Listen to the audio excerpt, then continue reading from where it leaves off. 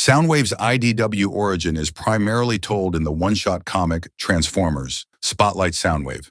The issue reimagines his origin through a flashback where he is introduced as a loyal subordinate to Megatron, a lieutenant to the Decepticon leader. The flashback starts with Megatron summoning Bludgeon and ordering him to look into all of Shockwave's current and archive projects, wanting to know exactly what he has been working on and his whereabouts. When Bludgeon is dismissed, Megatron summons Soundwave and orders him to keep an eye on Bludgeon because Megatron does not fully trust him.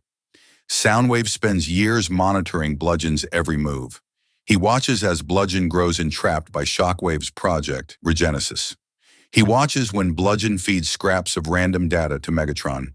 He watches as Bludgeon and his inner circle expand Shockwave's research facility. He watches as something is discovered from Cybertron's depths, which is later locked and guarded. He also watches as Bludgeon, Iguanus, and Bombburst prepare for a journey to Earth, a mission Soundwave eventually follows. After arriving on Earth in 1984 in Eden, Texas, Soundwave adopts the form of a cassette player while he listens for information at a construction site. As he listens, he learns about Ultra Energon and discovers that it is closer than the humans indicate. Soundwave deploys Ravage to follow those en route to Bludgeon's Earth base.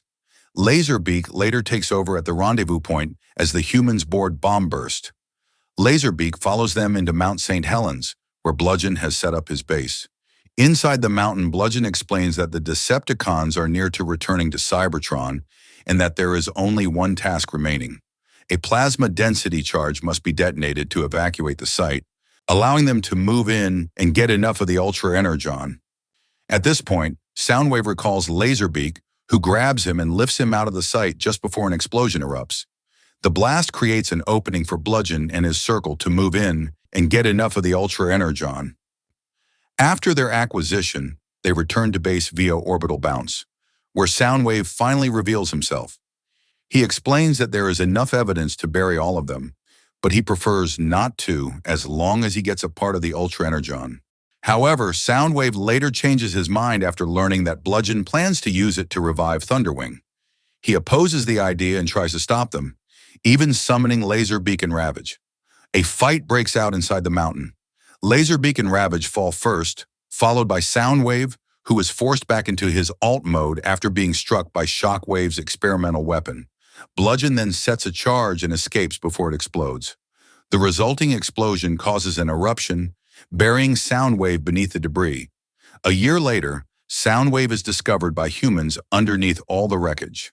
Fast forward to 2007, and Soundwave is displayed in a store, up for sale as a classic electronic device. That wraps the IDW origin of Soundwave. If you want us to cover more Transformer characters like Shockwave or optimusprime, drop it in the comments. Don't forget to like and subscribe for more Transformer deep dives.